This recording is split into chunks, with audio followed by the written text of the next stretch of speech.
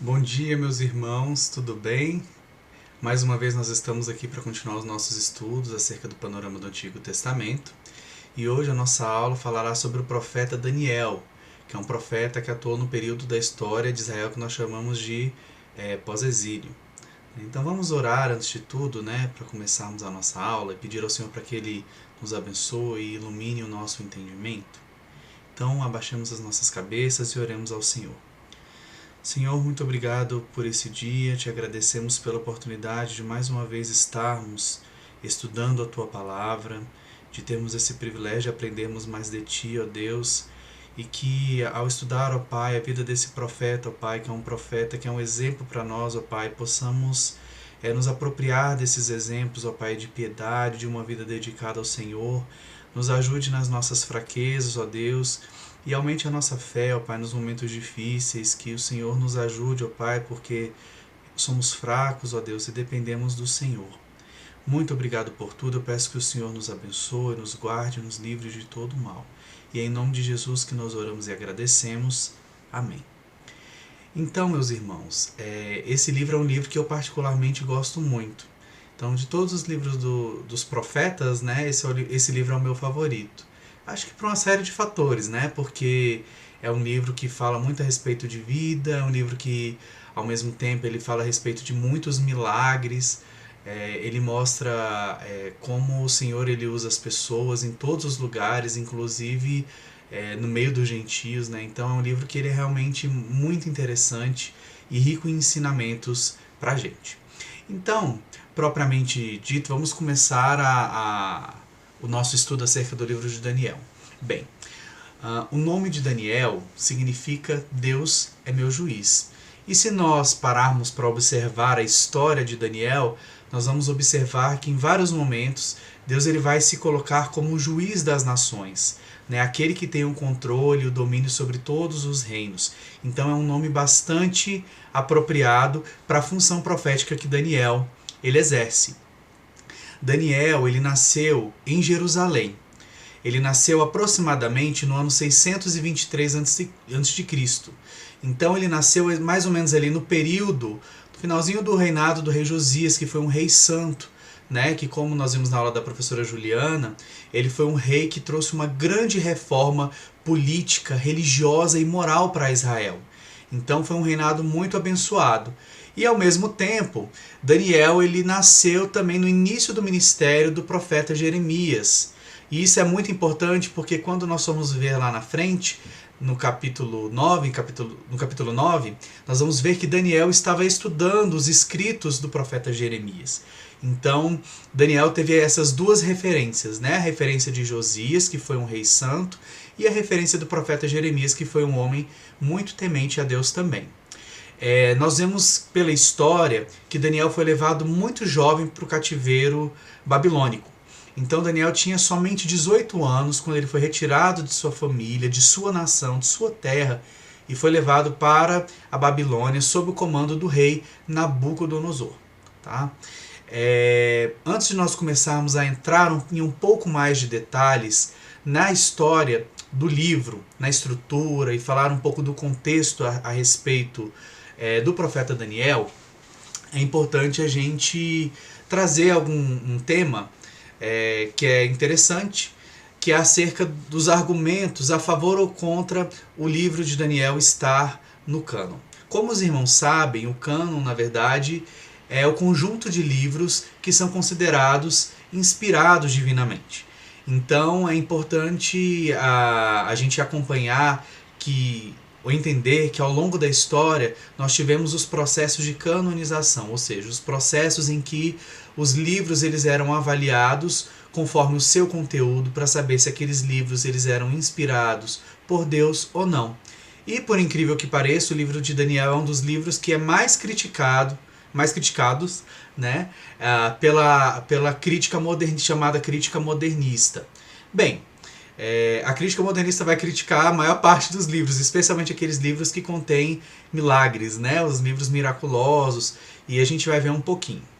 E aí, embora eles sejam dos livros canônicos, que é mais questionados pelos críticos, ele nunca foi questionado pela tradição judaica, e a gente vai ver isso com um pouquinho mais de detalhes. Então eu trouxe aqui para os irmãos um resumo dos argumentos, eu vou colocar aí, que são contrários à presença de Daniel no cânon.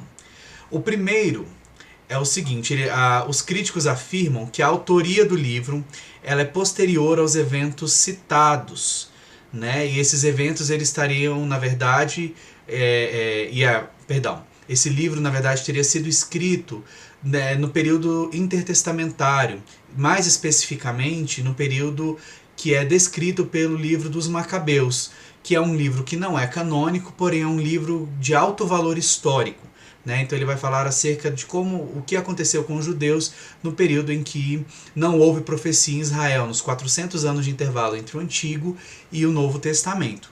Então o que acontece é que o cânon dessa seção da Bíblia, Daniel no cânon judaico, ele não está entre os profetas, mas ele está entre os escritos. E o cânon dos escritos, né, que é a mesma divisão onde se encontra Salmos, Provérbios, Eclesiastes, Jó, ele só foi acabar no ano de 165 a.C. Então os críticos vão dizer, não, se o cânon acabou em 165 a.C., então esse livro, por conter informações do período dos Macabeus, esse livro com certeza foi escrito nessa época e não nos anos 600, no século VI a.C., que foi o período onde aconteceram aqueles eventos. Mas na verdade esse argumento é muito falho. Por quê? Nós temos livros como Salmos e Provérbios que são bem anteriores a Daniel, né, que são livros aproximadamente da época de Reis ou até anterior a esse período, que também só foram colocados no cânon. Na verdade o cânon só foi fechado em 165 a.C., ou seja, mesmo o processo só tendo finalizado nesse período, né, que já é quase próximo ao nascimento de Jesus, esses livros eles são mais antigos e ninguém questiona essa antiguidade deles, digamos assim. Então dizer que o livro de Daniel ele não deveria estar porque o cânon só acabou nesse momento é um argumento que não faz muito sentido, né? O segundo argumento é que alguns críticos vão dizer que existem imprecisões históricas, né, especialmente relacionados a alguns nomes, alguns termos, né, algumas palavras gregas vão aparecer nesse texto. Então eles vão dizer, não, os gregos só surgiram depois. Como que no século VI a.C. existem palavras gregas nos escritos de Daniel? Bem, muitas descobertas arqueológicas confirmam a historicidade do profeta Daniel, porque alguns nomes citados, por exemplo, como o rei Belsazar, eles foram descobertos recentemente por meio das descobertas arqueológicas. Então esse argumento da historicidade ele também é falho. Além do que, muito embora a história aconteça no século VI, a Grécia, a língua grega, ela já existia. E nós temos que entender que naquela época a Grécia já fazia comércio com as nações. A Babilônia foi um império mundial, né, assim como a Pérsia. Então, na verdade, a gente observa que existia um comércio entre essas nações. E embora houvesse uma língua comum que era o aramaico, muitas dessas transações também poderiam acontecer em língua local, né? Como hoje. Nós temos, por exemplo, o inglês, que é uma língua considerada universal, mas isso não impede que no comércio estrangeiro nós utilizemos o português. Ou então nós nos apropriemos de uma língua estrangeira para descrever um termo. Quantos termos nós adotamos no inglês no português, não é verdade? Então, não me vem agora nenhum exemplo, né? Mas a gente tem muitos termos que são de língua estrangeira, por exemplo, feedback, que é a palavra retorno, né? Então, muitas vezes nós estamos escrevendo um texto em português e nós utilizamos uma palavra de outro idioma para categorizar aquilo que nós queremos dizer, né? Porque é uma coisa que está em uso. Então, a presença das palavras gregas, né, no livro de Daniel não quer dizer que ele foi escrito posteriormente. Tá? Isso já existia a possibilidade dessa troca de língua, de idioma nesse período. Isso não invalida em nada. E o último ponto, dos que eu separei, na verdade, existem alguns outros pontos, mas eu separei esses três, é que eles vão afirmar que esse livro é carregado de imagens, de símbolos, e vai falar sobre um catastrofismo, né, sobre o final dos tempos, o que é muito característico da época da literatura que nós chamamos de apocalíptica. O que acontece? Essa literatura apocalíptica, um gênero de escrita, né, no qual nós temos a presença de diversos simbolismos, de imagens e tal.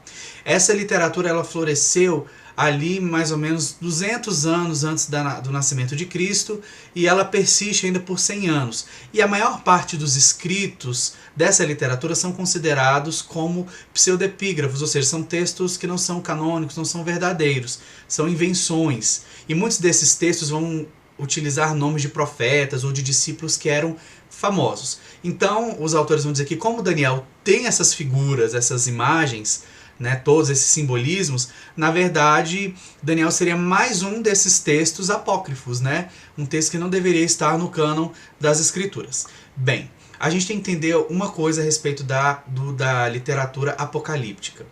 Né? Embora existam muitos textos desse gênero que sejam apócrifos, né? Nós percebemos que nem todos eles são mentirosos. Nós percebemos que apocalíptico, né, a palavra apocalipse significa revelação. E o que seria uma revelação? Seria um descortinar, né, ou seja, é algo que estava oculto e de repente Deus revela ao seu servo, ao seu profeta, né, e ele mostra através daquela visão algumas coisas. Ele pode mostrar a respeito do pecado do povo, ele pode mostrar acerca do juízo do povo, ele pode mostrar coisas a respeito de si mesmo, bem como Deus pode mostrar nessas revelações, nesse apocalipse, eventos que ainda vão acontecer no futuro. E nós devemos lembrar que Deus ele não é limitado ao tempo, cronos, como nós somos. Então, na verdade, da perspectiva de Deus, os eventos eles vão acontecer de uma maneira diferente da nossa. Então, muitas vezes, esses eventos eles se misturam. Então, coisas do futuro próximo podem se mostrar, podem aparecer junto com coisas do futuro daqui a 2, 3, 4 mil anos, digamos assim. Então, é por isso que muitas dessas visões elas tratam acerca de eventos que vão acontecer por agora, ou então próximo à vida do profeta, bem como vão acontecer 200, 500, vão se repetir em outros momentos. Né? Então, o Apocalipse ele é um gênero bastante importante, na verdade, porque ele trata a respeito da revelação de Deus. Né? A gente percebe que normalmente os escritos, né, essas imagens a respeito do futuro, elas são ricas em visões, em símbolos. E para que nós possamos compreender essas visões e esses símbolos, o profeta ele precisa nos revelar informações. Então nós vamos ver que no caso de Daniel, os sonhos, por exemplo, que são dados a ele, o Espírito Santo de Deus vai dar a interpretação a Daniel.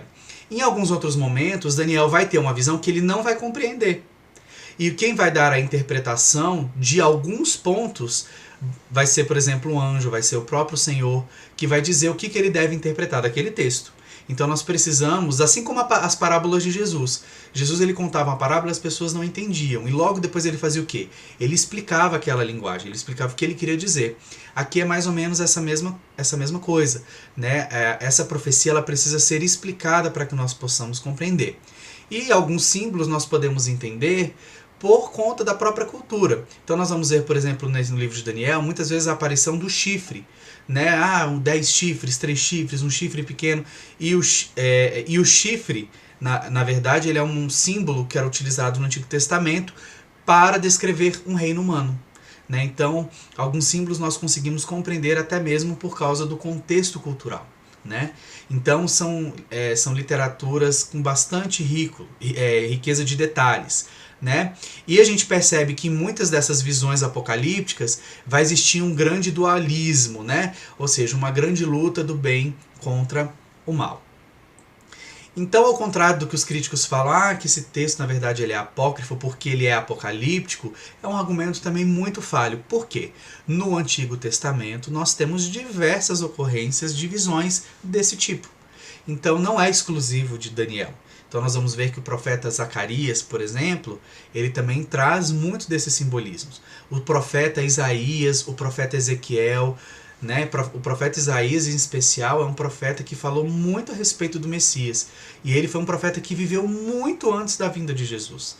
Então nós vamos perceber que as profecias, as visões acerca do rei, igual a Ezequiel, quando ele fala a respeito do trono de Deus, ou seja, são apocalipses, na verdade. São revelações de Deus a respeito de si mesmo, do seu trono, de como ele age. E desde lá de Gênesis nós temos profecias acerca do futuro. Já no início de Gênesis nós vemos o plano de Deus completamente descortinado para o homem, né?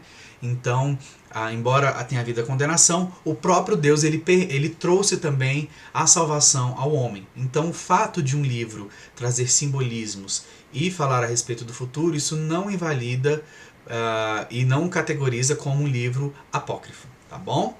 E nós temos também alguns argumentos que são a favor da canonicidade do livro de Daniel. E eu vou projetar aí os argumentos. O primeiro deles é que o profeta Ezequiel, que é contemporâneo de Daniel, ele reconheceu não só a sua historicidade, né? Daniel era uma pessoa, era um profeta, mas ele também reconheceu o seu valor. Olha só que interessante, né? Em alguns textos, em 2 versículos em especial, em Ezequiel, se não me engano, capítulo 14, ele vai trazer uma comparação entre entre Daniel, Noé e Jó. Vai colocar Daniel no mesmo patamar desses homens que foram homens extremamente piedosos, né? Homens que eram valorosos diante de Deus. Então, o profeta Ezequiel vai reconhecer a sua historicidade. O segundo argumento mostra o seguinte, que o autor do livro, né, Daniel, o autor do livro, ele tem um grande conhecimento dos hábitos, da cultura, da religião, né, daquela época. Então ele tem do funcionamento de uma corte, ou seja, são dados extremamente relevantes e que são bastante conhecidos e bastante fidedignos a como realmente era, né? E também Daniel, ele vai citar, o outro argumento é a respeito de Jesus, eu confundi aqui. Jesus é uma outra figura histórica, né, que vai afirmar a historicidade de Daniel. E ele vai trazer vários textos, várias referências nos seus discursos. Ele vai trazer informações acerca das profecias de Daniel. Então ele vai inclusive citar a abominação da desolação, que Jesus vai chamar de a grande tribulação. Ou seja, ele vai citar essa expressão, que é uma expressão que está entre os capítulos 10 a 12 de Daniel, né?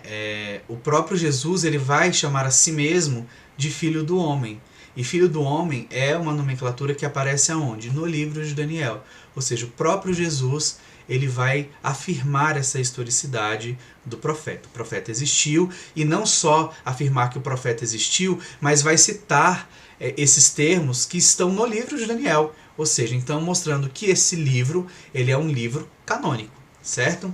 E por último, a gente pode dizer também que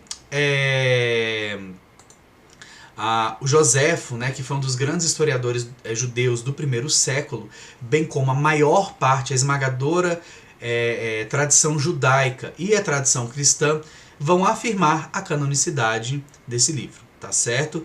Então, esses argumentos, né, contra, eles são fracos, e os argumentos a favor, eles são muito maiores, tá certo?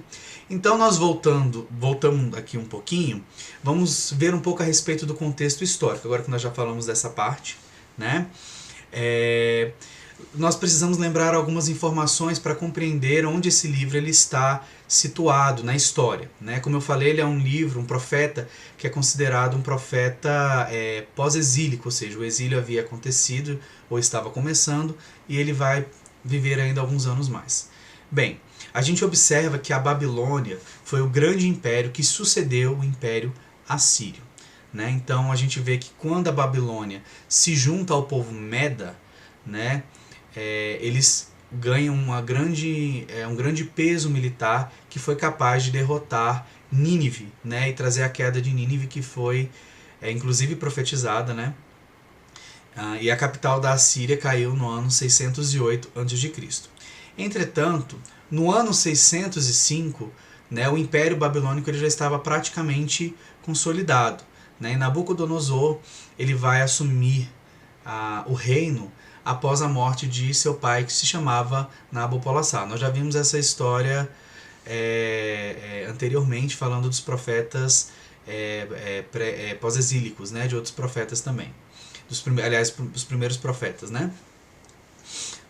E a gente observa que, mais ou menos nesse período de 605, assim que Nabucodonosor ele assumiu o seu reino, ele fez uma primeira investida, né, contra Judá, e invadiu a cidade de Jerusalém, invadiu o templo, e ele conseguiu pegar alguns objetos do templo e conseguiu levar cativo alguns jovens da realeza, né? Então a Babilônia tinha essa característica, né, de pegar pessoas de outros povos, né, levar para mudar de lugar, exatamente para tentar mudar a cultura desses povos e tentar fazer com que eles fossem subordinados. Mas especificamente no caso dessa primeira invasão, ele pegou alguns jovens, né, da família real e da alta nobreza, né, para poder fazer parte de um treinamento na Babilônia. Então Nabucodonosor era um homem extremamente culto, um homem inteligente, um grande articulador político, um grande guerreiro. Então ele foi realmente um expoente, uma pessoa de alta relevância nos seus tempos. Foi realmente um grande imperador, e a gente vai ver que o próprio Deus vai confirmar isso, né, a grandeza desse rei humano. Então Nabucodonosor ele vai invadir Jerusalém, e ele vai levar 4 jovens, né, que a Bíblia vai citar. Não foram esses os únicos, mas a Bíblia vai destacar 4 jovens, né, que foi Daniel e os seus 3 colegas que vão aparecer mais à frente, que é Misael, Ananias e Azarias. Né? E quando eles chegam à Babilônia, eles vão ganhar nomes diferentes. Né? Então Daniel vai chamar Beltesazar, Misael, Ananias e Azarias vão se chamar Sadraque, Mesaque e Abednego. E todos esses nomes, na verdade, eles têm uma ligação com alguma divindade adorada pela Babilônia. Tá certo?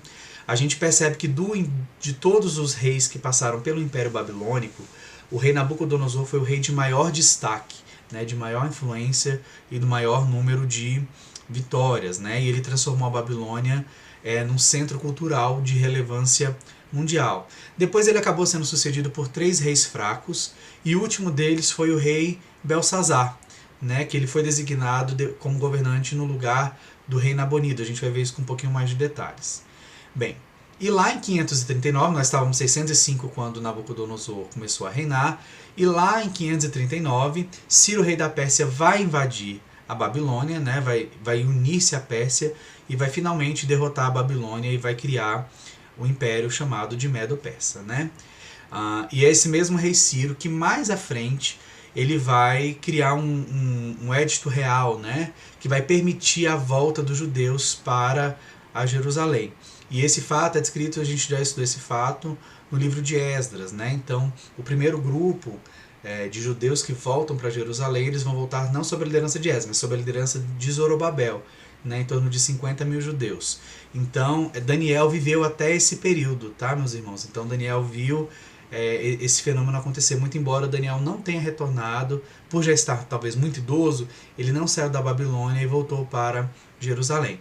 Mas o fato é que Daniel ele viu as invasões para Jerusalém, né, da Babilônia contra Jerusalém. Ele foi levado cativo, ele viu o início, o apogeu e a queda do Império Babilônico, o início, né, do Império Medo-Persa.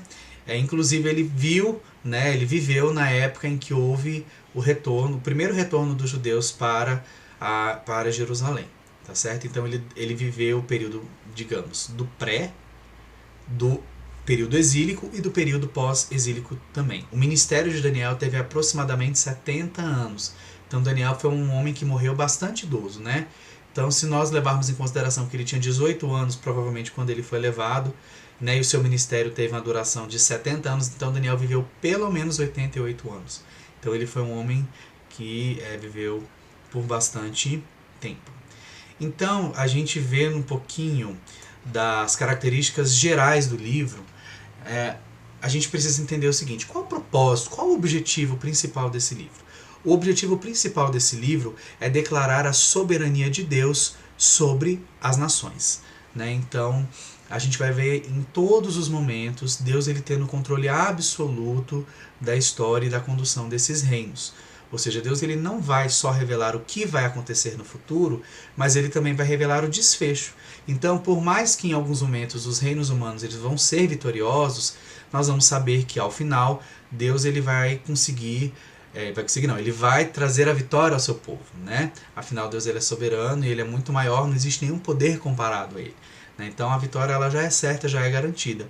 Muito embora vão haver percalços, né, ao povo de Deus nesse intervalo.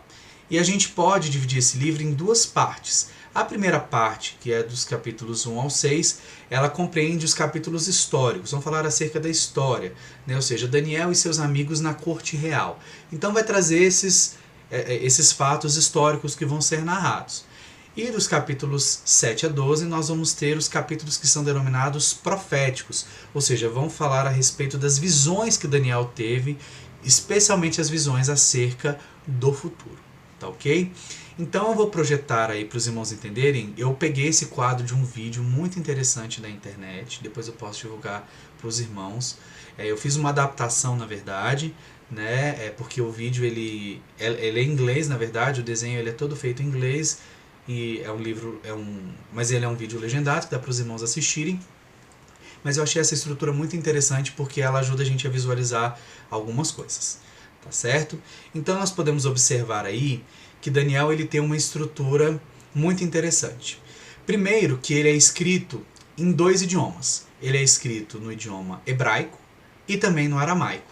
O idioma aramaico, para a época, seria como o inglês para os dias de hoje, ou seja, era um idioma no qual as transações econômicas e comerciais elas aconteciam, né? Então era a língua falada pelos gentios, digamos assim, e também pelos judeus que faziam comércio. E nós temos também a língua hebraica, ou seja, a língua que é voltada para o povo judeu. Então nós vamos observar ali embaixo, se os irmãos observarem bem, nós vamos ter que o capítulo 1 é escrito em hebraico e os capítulos de 8 até 12 também são escritos em hebraico, tá certo?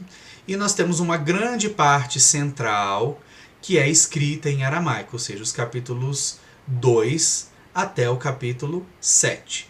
Então essa parte toda ela é escrita em aramaico, né? E a gente entende que embora a mensagem seja para o povo judeu, a gente vai ver que as profecias de Daniel têm uma característica bastante gentílica, ou seja, Daniel queria que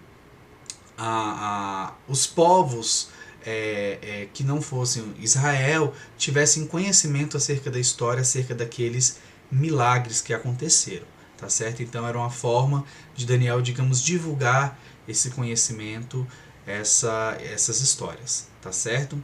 A gente percebe que o livro de Daniel ele é repleto de imagens, né, e simbolismos, como eu falei, que são próprios daquela literatura apocalíptica. E como eu também já havia comentado, nem todos os símbolos, né, eles vão ser interpretados, nem todos os simbolismos vão ser interpretados pelo sábio profeta. Mas o que eu queria destacar também é que esse livro, embora ele seja um livro com bastante profecia, ele é um livro que vai trazer Daniel como um exemplo de humildade, de piedade, de uma vida piedosa, de dependência de Deus. Então Daniel foi um homem de grande caráter e ele foi inclusive honrado pelas cortes gentias, ou seja, ele foi um homem que assumiu papéis extremamente importantes, né? Da mesma forma que a gente vê José lá no passado, né, que era um homem muito temente a Deus e que foi honrado, né, por um rei, nós vamos ver que com Daniel aconteceu a mesma coisa. Então ele era um homem extremamente capaz, extremamente inteligente, mas também extremamente dependente de Deus, um homem que tinha uma separação grande de Deus, um homem que decidiu não se contaminar com as iguarias do rei, né? Um homem que se mantinha separado, um homem que orava 3 vezes ao dia. A gente vai ver que esse inclusive foi o motivo pelo qual Daniel foi condenado, né, à cova dos leões. Então nós vamos ver que era um homem extremamente dedicado à leitura das escrituras. Então Daniel ele estava estudando o livro do profeta Jeremias quando um anjo chegou e viu. A gente vai ver que chegou e trouxe uma revelação, né? Nós vamos ver que em determinados momentos Daniel jejuou e orou, né? E como isso foi importante para ele ter recebido algumas mensagens. Ou seja, ele é um homem cuja vida deve nos inspirar. Então, existe uma grande importância nas profecias, né, que esse livro traz. Mas a gente precisa focar mais no caráter e nessas singularidades do profeta Daniel do que na profecia em si. Então, por isso que eu vou dedicar agora um tempinho para que nós possamos refletir acerca da estrutura, das histórias acerca desse livro. E é muito interessante a gente observar que Daniel ele foi chamado no livro de muito amado por 3 ocasiões, né, pelo anjo do Senhor. Ou seja, muito amado é um título que lembra bastante o título que Jesus deu ao discípulo João, que era o discípulo amado. Então, se nós observarmos, Daniel era um homem no Antigo Testamento, comparado ao que João foi para Jesus no Novo Testamento, tá certo? Então, um homem muito amado por Deus e um exemplo para todos nós. Enfim, vamos dar uma breve estudada, né? A respeito, vamos passar bem panoramicamente pelos capítulos do livro do profeta Daniel, tá certo? Daniel, lá no capítulo 1, vai mostrar que ele e os seus amigos foram escolhidos para um programa de treinamento que durava 3 anos na Babilônia, né? E após esse período eles foram aprovados, digamos, com louvor, né? Foram aprovados com louvor e eles passaram a trabalhar na corte real. Mas ao viverem na corte real, eles perceberam o seguinte, que os costumes, muitos dos costumes, especialmente os costumes alimentares, eles eram costumes contrários ao que era prescrito na lei, né? E eles eram homens extremamente devotos ao Senhor, extremamente dedicados ao Senhor, né? Então, por conta disso, eles decidiram não se contaminar. Mas eles não podiam simplesmente desobedecer um decreto real, uma ordem real. Então, o que eles fazem? Eles propõem ao chefe, né, imediato deles, o superior deles, que seja feito um teste, no qual nos primeiros dias, durante 10 dias, eles se alimentem somente de vegetais e água, né, e findo esses 10 dias, esse chefe viria novamente e avaliaria para ver se eles estavam bem, se eles estavam saudáveis, né?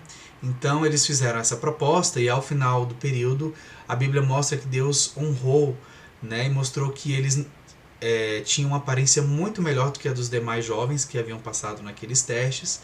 Eles tinham muito mais saúde e principalmente muito mais sabedoria do que todos os outros sábios babilônicos. Então Deus honra o sacrifício desses jovens, né?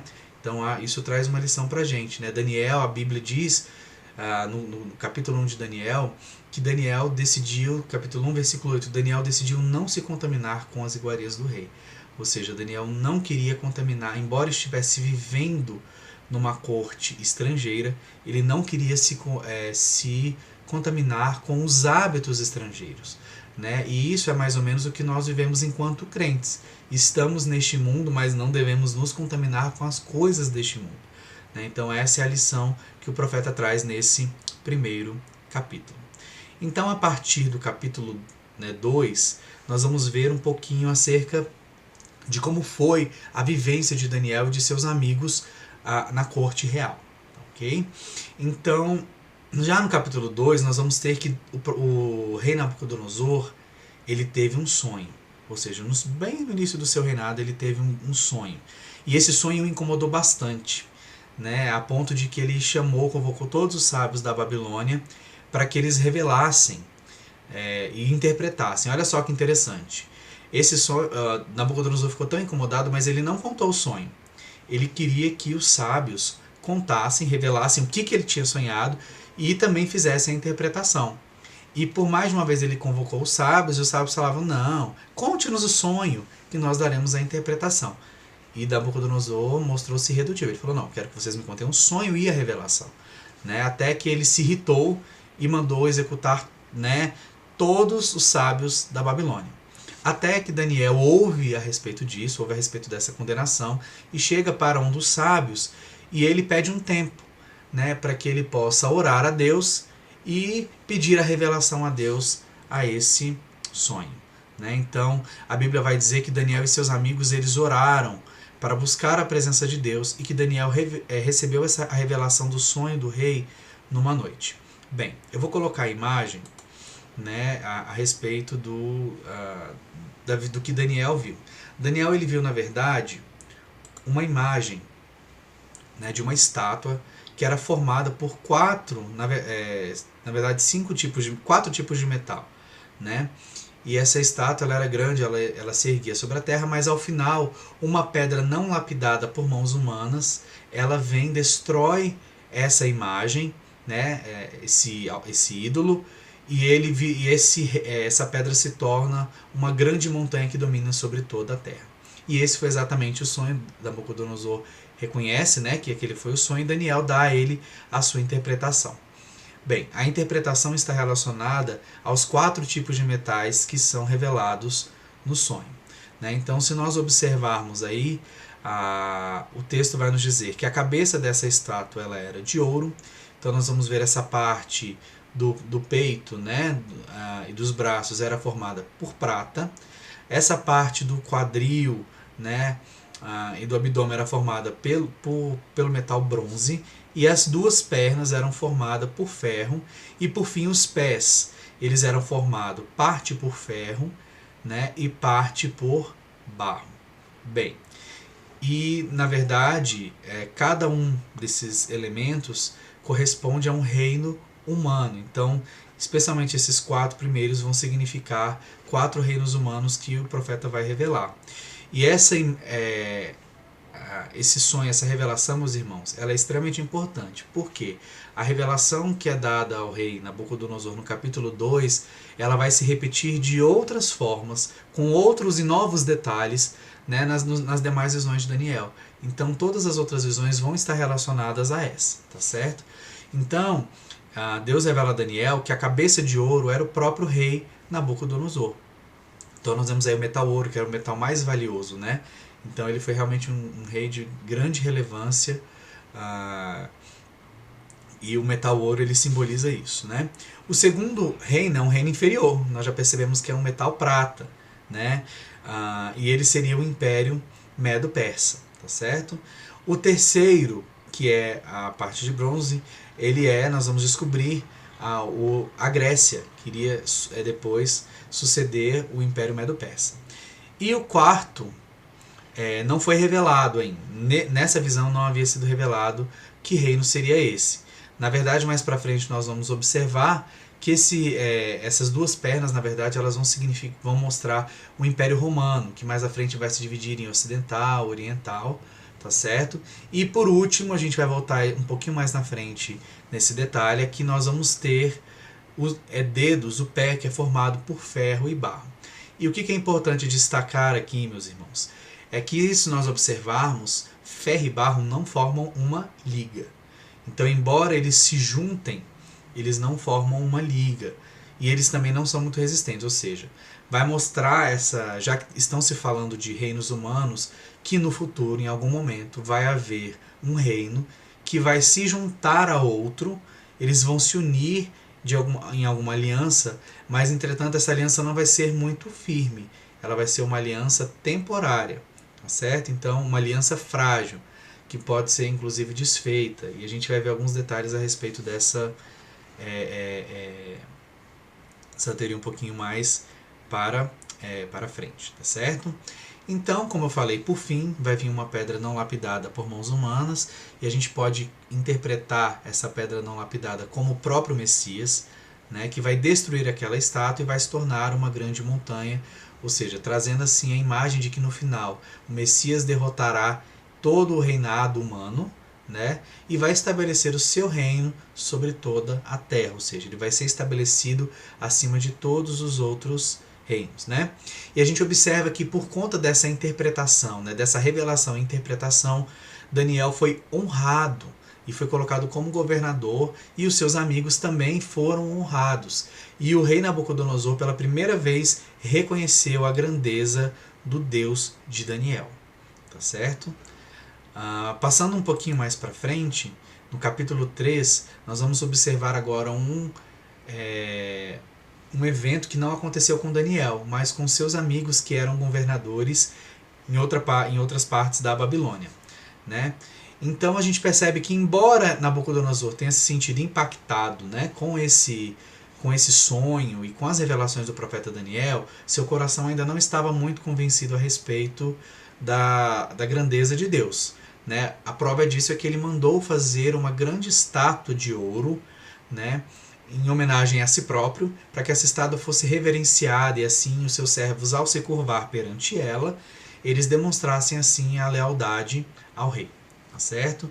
E aí o que acontece é que a gente vê, que a gente sabe, que os amigos de Daniel, eles se recusaram a se curvar perante a estátua.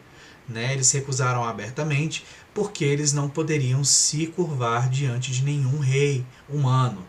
Então Sadraque, Mesaque e Abednego se recusaram a curvar, e por isso eles foram lançados em uma fornalha acesa. E a Bíblia vai dizer que essa fornalha inclusive foi esquentada 7 vezes mais do que o normal. Tá certo? E o que acontece é um grande milagre.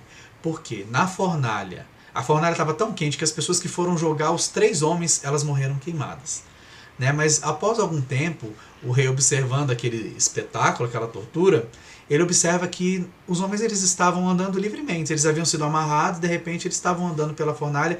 E mais interessante, não haviam somente 3 homens, mas havia uma 4ª pessoa dentro daquela fornalha. Né? E o rei Nabucodonosor vai falar que aquele quarto, ele tinha uma aparência semelhante ao filho dos deuses. Ou seja, existia ali um anjo, um ser celestial, que estava livrando aqueles homens daquele castigo. E aqui nós entendemos novamente a presença de Cristo.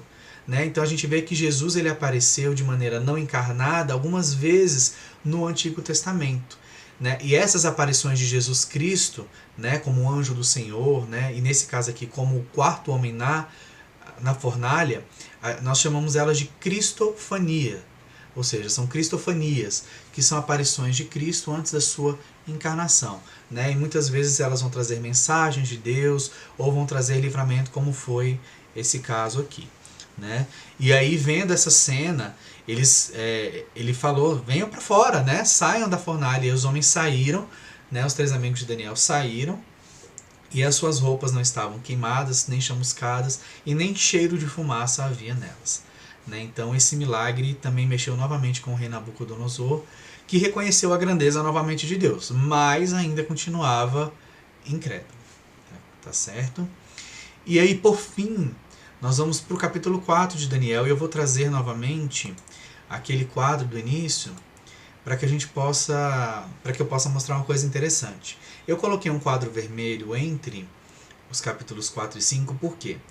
Essa parte cinza, esses quadros cinzas, mostram que essas histórias andam em par. Né? Então, capítulo 4 e 5, eles tratam do mesmo tema. Então, nós vamos ver aí o orgulho do rei Nabucodonosor, né? E o castigo que virá sobre ele. E o capítulo 4 vai falar sobre Nabucodonosor, e o capítulo 5 vai falar sobre o orgulho e o castigo do rei Belsazar. Então, os temas são bastante parecidos. Bem, mas especificamente no capítulo 4, né, o rei Nabucodonosor, ele vai sonhar com uma grande árvore, né, que se estendia até os céus, até que ela foi cortada, né, e foi amarrada com correntes, né, então ela não foi eliminada totalmente da terra. E isso perturbou muito o juízo do rei Nabucodonosor, e mais uma vez ele chamou Daniel, que orou e foi dar a interpretação. E Daniel diz o seguinte, que a árvore, ela representava o próprio rei, porque aquele rei era grande em majestade. Então a árvore estendia-se muito alto e dava abrigo a pessoas e a vários animais, mostrando essa grandeza que o rei Nabucodonosor tinha.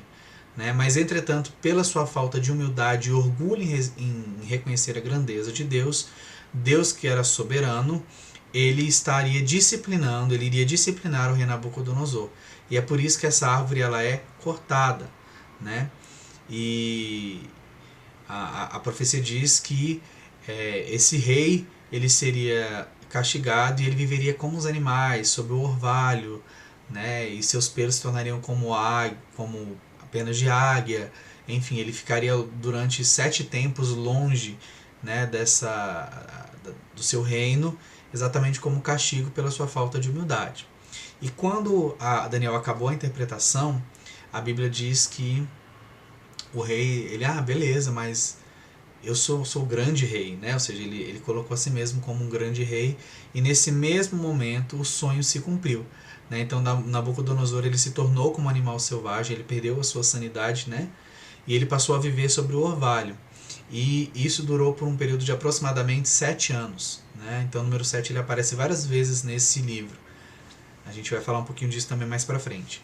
O fato é que depois desses 7 anos, Deus retornou a lucidez a esse rei, ele reconheceu a grandeza e a soberania de Deus, né? E ele se arrependeu, né? E por isso Deus permitiu que ele voltasse à sua faculdade mental e pudesse reinar novamente. Então, a partir desse ponto, não existe mais nenhuma informação no livro de Daniel acerca do rei Nabucodonosor, o que indica que esse rei ele voltou o seu coração a Deus, né? E a adoração a Deus, e por isso Deus o restaurou a esse trono, né?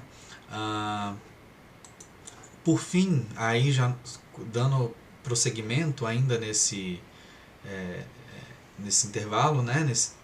Nós já vemos que o capítulo 5, voltando aí à imagem, a gente já vê que teve um intervalo muito grande de tempo, né? Então, entre Nabucodonosor e o rei Belsazar. O rei Belsazar, na verdade, ele era neto do rei Nabucodonosor. Então, Daniel era um jovem quando essa profecia aconteceu com o rei Nabucodonosor, e nós vamos ver que os eventos, né, que a profecia descrita no capítulo 5, na verdade, Daniel já era um homem bastante idoso. Provavelmente ele tinha ali uma idade de 85 anos. Então passaram-se muitos anos, então talvez 60 anos entre um capítulo e outro. Né? Então, nesse ponto da história, inclusive, Judá já havia caído, o reino de Judá já havia caído e o povo estava completamente no cativeiro. Né? Então, o rei dessa época, na verdade, era o rei Nabonido, que era filho de Nabucodonosor. Ele havia se ausentado da capital porque o país estava em guerra e deixou o seu filho, né, Belsazar, como governante da Babilônia. E apesar do país estar em guerra, né, Belsazar resolveu dar uma grande festa. Né, e para essa festa ele utilizou instrumentos, utilizou copos, taças, que eram do templo de Jerusalém. Ou seja, ele usou os objetos sagrados de adoração no templo para uma festa pagã regada a vinho, inclusive com a consagração de comidas e consagração de talvez até mesmo suas vidas a outros ídolos. Né? Então, no decorrer dessa festa, as pessoas observaram assustadamente uma coisa: apareceu uma mão. E essa mão começou a escrever numa parede. E as pessoas ficaram extremamente assustadas, o texto diz isso. Né? E ninguém conseguiu compreender aquela mensagem.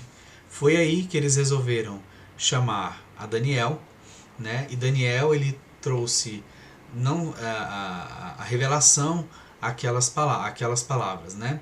E o texto de Daniel capítulo 5, 25, né? 26 a 28 vai dizer o seguinte: essa é a interpretação daquilo. Mené, contou Deus o teu reino e o acabou. Tekel, pesado foste na balança e foste achado em falta. Pérez, dividido foi o teu reino e dado aos medos e aos persas. Ou seja, Daniel interpretou, o rei honrou ele com diversas honrarias, mas a Bíblia fala que naquela mesma noite o rei foi morto, né, e os medo-persas finalmente dominaram a Babilônia. Ou seja, se nós fizermos uma comparação entre os capítulos 4 e 5, nós vamos observar que os dois reis eles foram orgulhosos e não aceitaram a mensagem de Deus. Um foi castigado, rei Nabucodonosor foi castigado, né? E depois desse castigo ele arrependeu-se e foi restaurado ao trono. E esse segundo rei foi castigado e foi morto naquela mesma noite. Ou seja, mostrando que o orgulho era comum a esses dois reis humanos, né? E não só esses reis humanos, mas na verdade a todos os reis humanos, né? De todos os tempos, o orgulho é uma coisa que é bastante comum nessas autoridades, né? Passando um pouquinho mais à frente, nós vamos para o capítulo 6. Nós vamos ver um pouquinho de Daniel na cova dos leões. Né? Então, o contexto histórico desse capítulo é o seguinte: é anterior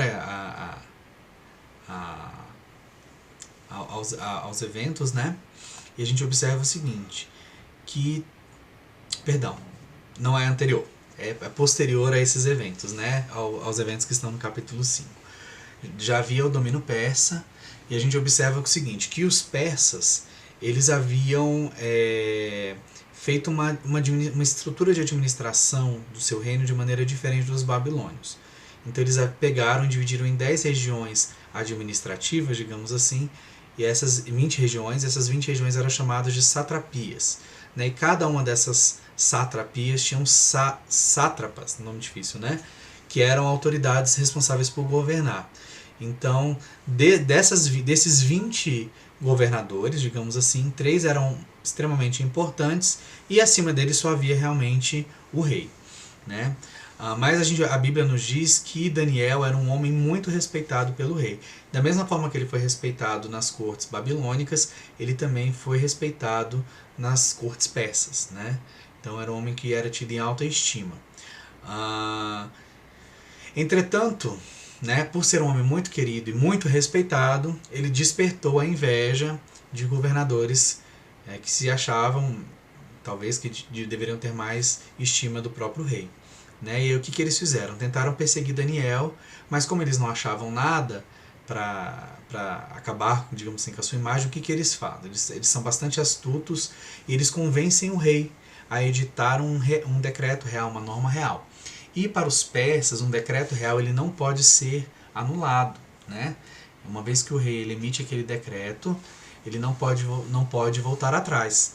Então a gente observa o seguinte, que eles convencem o rei a editar uma norma dizendo que seria proibida a adoração a qualquer deus que não fosse o rei. Então eles conseguem editar essa norma. Por quê? Porque lá o capítulo 6 ele vai nos dar a informação que Daniel ele orava no seu quarto 3 vezes ao dia, ou seja, isso era uma coisa que era visível. Né? Então essa dedicação de Daniel ao Senhor era visível, né, às outras pessoas. Então Daniel orou ao Senhor 3 vezes ao dia, orava ao Senhor, e ele acabou por conta disso sendo preso, porque a lei e o rei inclusive não queria que Daniel fosse preso. Né? Mas os sábios lembraram, olha, uma vez que você edita uma norma real, não pode voltar atrás. Então o rei, mesmo com o coração angustiado, e o texto diz isso, ele condena Daniel à cova dos leões. Né? Então o rei acabou sendo obrigado, né, a cumprir a sua própria norma. E Daniel foi lançado assim na cova dos leões. E a Bíblia diz que o rei, aquela noite, ele não conseguiu dormir, ele ficou extremamente chateado, ele jejuou e não queria que nenhuma música aparecesse, né, que nenhuma música fosse tocada ali na sua corte. Né? Então mostrando um luto, digamos assim, pelo profeta Daniel. E a Bíblia diz que logo de manhã o rei ele foi atrás ali da cova dos leões, e ele diz, né, com pouca esperança, ele chamou o nome de Daniel. Ao que Daniel respondeu e disse que ele estava ali, que Deus havia mandado um anjo para que segurasse a boca daqueles leões. Né? E a Bíblia diz que o rei se alegrou tanto, né, que tirou Daniel ali da cova, né, honrou a ele, e não só fez isso, mas como também pegou os seus inimigos e suas famílias se jogaram na cova dos leões. E eles mal entraram na cova, os leões despedaçaram todas aquelas pessoas. Né? Então mostrando ali o livramento de Deus e o juízo de Deus também sobre os gentios. Né? Então o que a gente observa aí, eu coloquei esse quadro da estrutura, é que os capítulos 3 e 6 eles estão relacionados. Né? Então no primeiro ali a gente observa os amigos de Daniel sendo provados por meio da fornalha, né, tendo sua fé provada, né, por conta da adoração a outro ídolo. E no capítulo 6 nós vemos a situação parecida. Agora Daniel é um homem que está sendo colocado à prova, né, é um homem que tenta ser castigado, né, pelos homens. As pessoas fazem investidas de castigo sobre ele, né, e a gente vê os 2 milagres de Deus acontecendo. Então os amigos de Daniel na fornalha, e muitos anos depois, Daniel já devia ter aí 85, 88 anos, ele foi livrado da cova dos leões, tá certo? E aí nós vamos dar prosseguimento e nós vamos falar um pouquinho das visões de Daniel que acontecem a partir do capítulo 7 e elas vão se estender até o capítulo 12, ou seja, a partir daqui nós vamos ver aquela parte profética. Até agora nós demos uma pincelada na parte histórica, nos eventos históricos, e agora a gente vai dedicar um pouquinho de tempo às visões de Daniel. Então, colocando mais uma vez o nosso quadro... Opa, peraí, que eu coloquei o quadro... Agora sim. Eu coloquei alguns destaques para os irmãos entenderem aí de vermelho, né? Então, o capítulo 2, ele vai fazer um par com o capítulo 7. Ou, não só com o capítulo 7, mas a partir da visão do capítulo 2, nós vamos ter as visões dos capítulos 7, 8 e 10 a 12. Ou seja, então essas partes aí que estão de vermelho, elas estão extremamente relacionadas. Ou seja, Daniel vai falar a respeito do juízo, né, de Deus e do controle soberano de Deus sobre todas as nações. E essa é a mensagem central, né, que mesmo em momentos de perseguição severa de reinos humanos, Deus ele vai sempre proteger o seu povo. Então aí no capítulo 7 de Daniel, nós vamos ver o primeiro sonho de Daniel. Ele vai falar sobre os 4 animais que saem do mar, as 4 bestas, né? Então esse sonho ele aconteceu no período do rei Belsazar, ou seja, cronologicamente ele está antes da queda, né, do Império Babilônico. Né? E cada um desses animais, na verdade, eles vão simbolizar o que aqueles 4 metais também simbolizavam, ou seja, um reino humano que viria, né, sobre a terra. Então a Bíblia vai falar a respeito de um leão, de um urso, de um leopardo e por último vai falar de uma besta terrível, né? O leão, na verdade, ele simboliza a Babilônia, o urso ele vai simbolizar a Pérsia, o leopardo ele vai simbolizar a Grécia, né? E o animal terrível, a besta, ele vai simbolizar Roma. E a gente vai observar que esse animal terrível ele tem uns chifres, né? E de repente um único chifre vai acabar prevalecendo, né? Isso indica que na verdade esse chifre ele vai simbolizar um reino que ainda vai acontecer. O fato é que no capítulo 7 a ênfase maior é no 4º animal, né? Que é uma besta terrível que tinha 10 chifres. E vai surgir no meio desses 10 chifres um chifre que vai arrancar 3, ou seja, então era como se fossem 10 reinos ou 10 autoridades que vão existir, né? E dessas 10 autoridades, entre elas vai surgir um chifre pequeno, ou seja, uma pessoa que não tem tanta relevância como os demais têm. Aparentemente ele não tem tanta relevância. E quando ele surge, ele imediatamente vai arrancar 3. Mas vai dizer que esse pequeno chifre, ele blasfemava contra Deus e ele perseguia os santos de Deus sobre a terra. E no final dessa visão, o profeta vai dizer o seguinte, que um ancião ele vai estabelecer o seu trono, ele vai matar todos esses animais, vai destruí-los e vai entregar todo o domínio ao Filho do Homem, né, que é o Messias. E de modo que a partir do estabelecimento desse reino, né, todos os povos o servirão para sempre.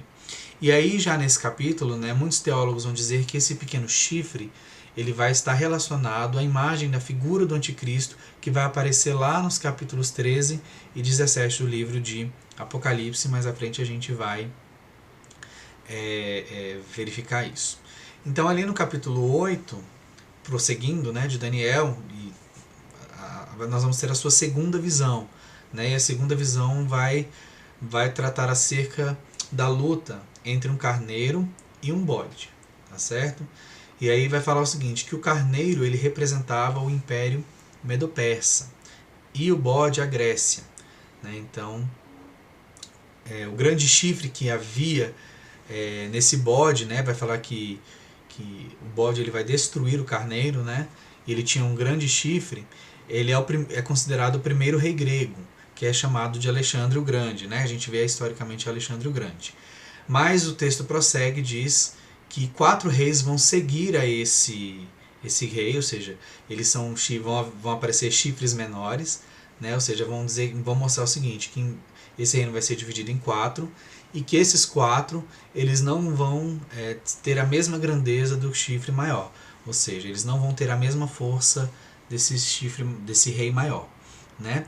E ao final vai surgir um rei menor, porém muito feroz, né? Ele vai tentar se igualar a Deus e perseguirá o povo santo, mas ele será derrotado por Deus ao final.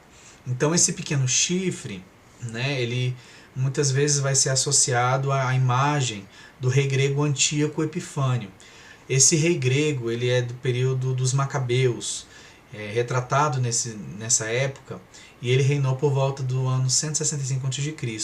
E ele profanou o templo sagrado, ele colocou ídolos no templo, ele matou e perseguiu muitos judeus. Então ele é um homem extremamente mau, né, que perseguiu o povo e trouxe a destruição, digamos assim, do templo, impediu a adoração dos judeus no templo e os perseguiu com grande veemência. Então alguns teólogos vão dizer que esse pequeno chifre ele representava esse homem iníquo, esse homem maldoso, maligno mesmo, né, que perseguiu o povo de Deus. E alguns vão defender que esse chifre, na verdade, mais uma vez, vai estar se referindo à figura do anticristo que aparece ali nos capítulos 13 e 17 de Apocalipse, no Novo Testamento. Tá certo? Seguindo esse nosso estudo, ali já no capítulo 9, nós vamos ver que Daniel ele vai fazer uma oração. E ao final desse momento de oração e de estudo da palavra de Deus, um anjo vai trazer uma outra profecia, uma outra visão a ele. Então, esse episódio ele já vai acontecer. Os outros estavam ainda, essas duas visões, né, dos animais e a visão do bode e do carneiro, elas aconteceram ainda sob o domínio babilônio. Ou seja, bem depois, já no domínio persa, Daniel ele vai ter esse episódio que está estudando os livros do profeta Jeremias e vai ter uma outra revelação da parte de Deus, né? Então Daniel ele estava estudando a parte do profeta Jeremias que falava especificamente sobre o retorno. Então o profeta Jeremias ele profetizou não só a queda de Jerusalém, né, da queda de Judá, mas ele também vai profetizar a respeito da volta do remanescente. Né? Então, como já havia se passado muitos anos desde a queda de Jerusalém, Daniel já estava naquela expectativa de que o seu povo seria restaurado após esses 70 anos que foram ditos, né, pelo profeta Jeremias. E aí, por conta disso, o capítulo vai dizer que Daniel ele jejuou, orou, confessou os pecados do povo, pediu para que Deus os perdoasse e cumprisse as promessas que ele tinha para o seu povo e os levasse de volta até a Jerusalém. Né? Mas, no entanto, Deus, né, ele manda o seu emissário, Gabriel, e aí nós vamos ler o texto aí de Daniel capítulo 9, versículo 24, que nos vai dizer o seguinte: 70 semanas estão determinadas sobre o teu povo e sobre a tua santa cidade, para cessar a transgressão e para dar fim aos pecados e para expiar a iniquidade e trazer a justiça eterna, e selar a visão e a profecia e para ungir o Santíssimo. Ou seja, Daniel estava esperando aí nesse momento uma restauração do seu povo após esses 70 anos. Mas, embora o remanescente fosse retornar aos 70 anos, né, o que acabou acontecendo realmente, a gente vê isso, né, vai acontecer a volta do povo com Zorobabel, depois a segunda volta com Esdras, depois mais à frente nós vamos ter em Neemias a reconstrução do templo. O povo de Deus ainda iria passar por um período muito maior de castigo. Né? Então esse castigo de 70 anos ele foi aumentado 70 vezes, né? E aí vai falar que é exatamente esse período das 70 semanas. E aí a gente precisa fazer algumas observações. Né? A gente geralmente usa semana como intervalo de 7 dias. Uma semana são 7 dias. Mas na Bíblia, a palavra semana ela é um coletivo, ou seja, é um número que representa um coletivo. E essas semanas elas podem se referir a dias, podem se referir a meses ou podem se referir a anos. Então vai depender do contexto, né, onde essa palavra está escrita. E a gente observa que nesse caso, fazendo diversos cálculos, os teólogos chegaram à conclusão que o mais apropriado é entender cada uma dessas semanas como um coletivo de 7 anos. Ou seja, então se são 70 semanas de 7 anos, então nós teríamos aí 490 anos, digamos assim, né, para o acontecimento desses eventos. Esse período das 70 semanas começou com um decreto que permitiu a reconstrução de Jerusalém, que vai estar escrita lá em Neemias. Ou seja, então vem Neemias ele vai reconstruir a cidade de Jerusalém. O Messias, ele vai vir após na 69ª semana, né? 483 anos após a ordem de restaurar a Jerusalém. Então o texto ele vai falar que vão se passar 69 semanas até que o Messias ele venha e ele reine. Entretanto, as profecias, especialmente as profecias lá de 10, contidas nos versículos de 10 a 12, vão mostrar que essa última semana ela está suspensa. Né? A gente não sabe exatamente em que local do tempo ela está, ou ela estava. Se foi ali antes do nascimento do Messias, pouco depois do nascimento do Messias, ou se é uma coisa que vai acontecer no futuro. O fato é que diz que no meio desses últimos 7 anos, ou seja, desses 3 anos e meio, a adoração ela cessaria por completo no templo, né? E havendo então, portanto, um tempo de grande perseguição ao povo de Deus, e ao final mostra Deus ele derrotando um indivíduo maligno. Então o fato é que esse ponto é um ponto de grande divergência entre os teólogos, né? E aí eu coloquei alguns argumentos e algumas 3 situações, 3 possíveis interpretações para essa questão das semanas. Bem, um grupo de teólogos, né, eles vão acreditar, na verdade, que nós estamos vivendo um longo intervalo até que os eventos do final dos tempos aconteçam. Ou seja, eles acreditam que como a igreja não foi profetizada no Antigo Testamento, essa era dos gentios, né, que a igreja, digamos assim, ela não foi profetizada no Antigo Testamento. Então a era da igreja ela deu como se fosse uma pausa na contagem desses tempos de semanas. Ou seja, e esse tempo só vai voltar a correr a partir do retorno de Cristo. Então é como se a gente tivesse uma grande suspensão aí, né? E aí somente a partir da volta de Cristo, né? Enfim, no momento que Cristo retornar, é que os eventos dessa última semana vão acontecer. Ou seja, então vai haver os 3 anos e meio de prosperidade, depois os 3 anos e meio de perseguição, onde a adoração no templo ela vai ser cessada, e nesse tempo vai surgir a figura do anticristo, né? E até que Jesus ele venha, né? O Messias ele venha e derrote esse anticristo, né? Vai ser um período de grande tribulação e tudo mais. Nesse grupo normalmente estão os teólogos que defendem a posição chamada de milenaristas, né? Acreditam na literalidade do milênio e que assim, o Daniel ele está falando a respeito de um tempo futuro, né, nas suas profecias. Elas não referem-se somente ao passado, ao surgimento do Messias, mas também a um tempo de perseguição futura, tá certo? Mas essa não é a única visão acerca da interpretação desse texto. Nós temos um outro grupo também, né, que ele vai acreditar que esses eventos todos, inclusive os eventos dessa última semana, eles se cumpriram antes do nascimento do Messias, especialmente por conta do trágico reinado de Antíoco Epifânio, né? Como eu falei anteriormente, esse rei ele suspendeu a adoração no templo, ele perseguiu e matou muitos judeus, então foi um período de extrema perseguição até que esse povo foi restaurado, né? Então, isso na verdade cumpriria o calendário de Daniel e culminaria na vinda do Messias, tá certo? E que não, na verdade esse tempo futuro não existe, não está profetizado em Daniel. Esse é o segundo grupo.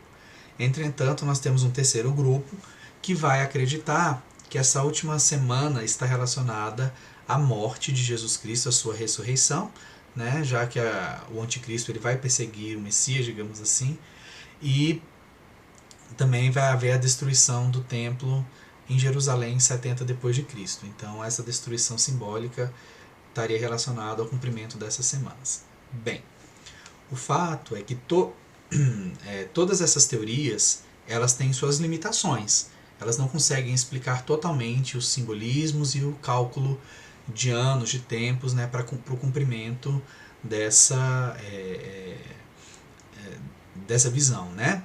Então todas elas têm as suas limitações e a gente não pode saber com exatidão qual delas é a verdadeira ou é a mais verdadeira, porque os símbolos e números não vão bater perfeitamente, né, redondinho, com nenhuma delas. A preferida é essa primeira, né, que eu falei, a visão mais defendida, exatamente a visão de que, na verdade, os eventos descritos, né, dessa última semana vão ainda acontecer no futuro. Tá? Essa é a opinião mais, talvez a mais defendida. Mas as outras duas também têm a sua base bíblica. Mas existe uma possibilidade também de todas elas estarem em algum grau corretas, ou seja, a gente percebe que a profecia bíblica ela tem o que a gente chama de efeito telescópico, ou seja, a profecia ela começa ali naquele tempo, mas ela vai ampliando os seus efeitos com o passar do tempo e atingindo outras épocas. Como eu falei, a visão de Deus do tempo, né? Deus não está sujeito ao nosso tempo, ele tem, digamos assim, o seu tempo próprio, a sua existência própria. Então os eventos eles acontecem de forma, Deus vai ver esses eventos de uma forma diferente.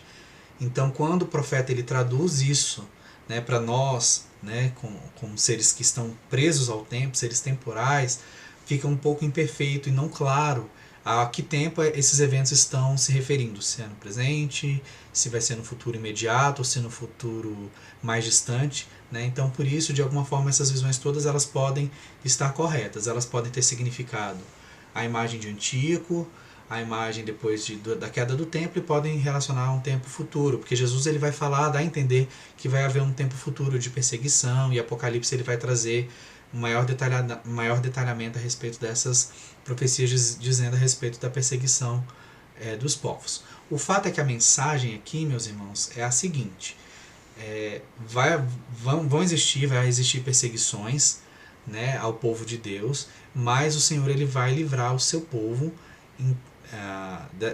ao final dessas perseguições. Então é uma mensagem de esperança, tá certo? E aí, por fim, nós vamos para a terceira visão de Daniel, que é uma visão que explica um pouquinho melhor, na verdade, esses eventos, né? E aí a Bíblia diz o seguinte, que após 3 semanas de jejum e oração, Daniel ele teve uma visão por meio do arcanjo Miguel. E a Bíblia vai dizer que Miguel ele se atrasara porque ele estava numa batalha espiritual contra espíritos malignos que dominavam ali a Pérsia. Então esse relato, eles mostram que existe realmente uma batalha espiritual, né? Existe um mundo espiritual ao nosso redor, né? Mas não é um incentivo para a gente acreditar no exagero a respeito dessa realidade, digamos assim. A batalha espiritual é uma realidade, né? Mas nós devemos lembrar que o responsável, né, por essa batalha, na verdade, é o próprio Deus, né? E que, na verdade, embora haja uma batalha, digamos assim, Deus todo poder e autoridade, tudo vem de Deus, né? Então não existe a menor possibilidade de derrota, né? Então todos esses eventos que acontecem até agora, que o profeta inclusive traz a visão, eles servem para mostrar exatamente a soberania de Deus. Então Deus está permitindo ali, né? Deus coloca para que aquilo aconteça, aquelas situações vão vir, né, com diversos propósitos, né, para corrigir o seu povo, né? A gente vê que Deus sempre trouxe o castigo para o povo de Israel para trazer a contrição, para depois trazer arrependimento e diversas lições. Então Deus ele vai trazer esse mal, vai permitir esse mal, de modo que lições sejam aprendidas pelo seu povo, né? E para que o seu povo entenda que ele é soberano sobre todas as situações, tá certo? Bem, o fato é que na visão foi revelado que 4 reis persas ainda reinariam. E depois desse período, um grande imperador grego vai dominar os persas, e isso a gente viu lá na visão anterior, né? Do bode, que esse imperador seria o imperador Alexandre o Grande. Depois esse reino foi dividido em 4 partes e seus governantes lutaram entre si. E aí nesse contexto ele vai explicar novamente a respeito desse pequeno chifre, né, que esse chifre vai ser o homem da iniquidade, e ele vai na verdade ser representado pelo chamado Rei do Norte. Ele vai falar de uma luta entre o Rei do Sul e o Rei do Norte, e esse Rei do Norte ele vai cometer diversas barbaridades, ele vai cessar a atividade religiosa, ele vai perseguir, ele vai matar. Então vai falar um pouco mais acerca da ação desse ser maligno no meio do povo de Deus, tá certo? Então, dando a entender que no final dos tempos, o anticristo ele vai seguir esse mesmo padrão de maldade, vai seguir esse padrão de perseguição, né? Matando inclusive a muitos fiéis, mas a mensagem ao final é uma mensagem de esperança, dizendo que todos os fiéis, aqueles que guardarem a palavra de Deus, podem ter esperança pois os seus nomes eles estarão no livro da vida. E aí eu queria projetar, meus irmãos, um quadro, só para os irmãos entenderem, que na verdade essas profecias elas se repetem ao longo do livro, né? O significado delas, na verdade. Ou seja, é como se fosse dado uma ênfase, né, a respeito dessa mudança entre os reinados humanos. Então, se nós observarmos aí em cima, nós vamos ter aí na coluna de cima, Babilônia, os reinos, né? Pérsia, Grécia, Roma, a era da igreja. E esse quadro, na verdade, a gente observa que a tendência dele é acreditar naquela primeira visão, né? Que a igreja gerou uma pausa no tempo, um período indeterminado, e só os eventos do final do mundo que vão, os eventos do final dos tempos, final do mundo, final dos tempos é que vão despertar os últimos acontecimentos, né? Então ela mostra o quadro a partir dessa visão. Mas o que eu queria focar é o seguinte: se a gente observar aí, nós temos aí a referência bíblica na primeira coluna, Daniel 2, Daniel 7, Daniel 8 e Daniel 10 a 12. Ou seja, nós vamos ter essas mesmas imagens se repetindo. Então vamos lá na Babilônia. A Babilônia vai aparecer no capítulo 2 de Daniel como a cabeça de ouro da estátua, e lá em Daniel 7 ela vai aparecer como o leão. Lá, prosseguindo a Pérsia, que foi o império que dominou a Babilônia. Então, a Pérsia vai aparecer no capítulo de Daniel 2 como o peito de prata. Em Daniel 7 ela vai aparecer como um urso. E no capítulo 8 ela vai aparecer como carneiro, né? E na visão de Daniel 10 a 12 vai ser falado que esse reino é a Pérsia. Lá no final, a próxima, né? A Grécia, que foi o império que dominou os persas.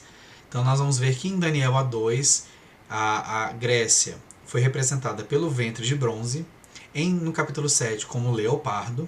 No capítulo 8, ela vai ser representada como bode, como grande chifre, né, que é Alexandre o Grande. Os 4 chifres, que vão ser os reis, que vão se seguir após a morte de Alexandre o Grande, mas que vão ser menor, né, em poder.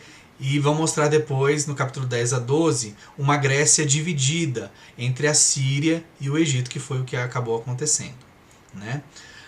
Depois temos o Império Romano. Esse Império Romano ele vai aparecer profetizado ali no capítulo 2 de Daniel pelas pernas de ferro, e a gente observa que as pernas, por serem duas, mostram exatamente as divisões de Roma Ocidental e Roma Oriental.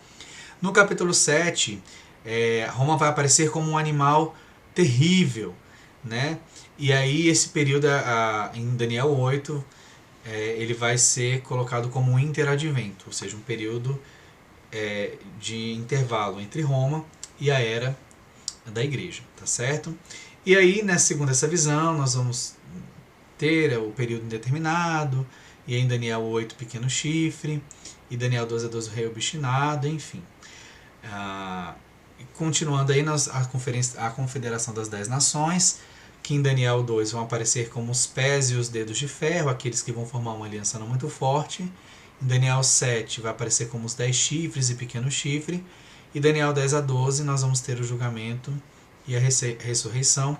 E por fim teremos o rei messiânico, que no capítulo 2 é representado pela pedra e pela montanha, e no capítulo 7 pela imagem dos santos que vão governar a terra. Bem, meus irmãos, independente da visão que nós temos, né, se esses eventos, parte desses eventos vão acontecer no futuro, como eu falei a respeito da última semana, né, descrita no capítulo 9 de Daniel, ou se a gente acredita que, na verdade, todos esses fenômenos, todos esses eventos principais já aconteceram, né, ou antes do nascimento do Messias, ou no primeiro século. O que vale a gente aqui entender é que nós temos aí um padrão, né?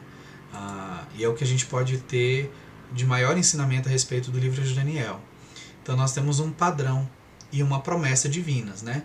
O padrão de que todos os seres humanos e os seus reinos, eles acabam se tornando como bestas. Não é à toa que essas visões elas são muitas vezes representadas como animais, porque nós vemos lá no início de Gênesis, né, que o ser humano ele foi colocado como coroa da criação, mas com a responsabilidade de administrar a terra.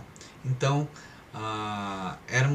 era para que nós deveríamos ser pessoas que administravam a terra com justiça, com os valores divinos.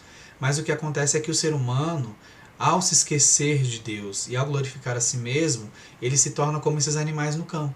Ou seja, eles matam, eles destroem, eles trazem pecado, eles trazem iniquidade. E é isso que nós vemos os reinos humanos acontecer, não é verdade? Então, toda a história, mesmo nos dias de hoje, o que nós vemos é que existe uma propagação dessa iniquidade. Porque os homens, eles esquecem de viver conforme a vontade de Deus. Eles perdem esse temor a Deus, eles mudam os seus próprios valores, perdem os valores divinos e acabam se comportando como bestas, né? Como animais. E muitas vezes, em muitos momentos, esses reinos, né, essas figuras de autoridade, vão acabar perseguindo o povo de Deus, né? E aí o que a gente vai ver é que o livro de Daniel vai trazer também não só um padrão de comportamento de autoridades humanas, mas vai trazer também uma promessa de que o Senhor ele é soberano sobre todas as coisas, né? Que Deus ele tem a completa soberania e o completo poder, e ele vai trazer no final não só a derrota, né, desses governos humanos, mas ele vai resgatar o seu mundo, resgatar o seu povo, né, e vai estabelecer o seu reino sobre todas as nações. Então, por mais que venhamos a ser perseguidos, né, e nós vamos ver isso lá em Paulo falando a respeito dessa perseguição em Coríntios, né? Então, por mais que sejamos perseguidos, atribulados, nós não somos desanimados, né? Então, a gente precisa confiar que o Senhor ele vai trazer o livramento ao seu povo, né? Então, aqui a promessa de Deus é que Ele estaria conosco mesmo nos momentos de perseguição, né? Então, nós vemos ao longo da Bíblia que os profetas, os santos de Deus, os discípulos e apóstolos, todos eles foram perseguidos, alguns tiveram até mortes terríveis, mas eles criam uma promessa de libertação futura, no estabelecimento de um reino messiânico, de um reino futuro.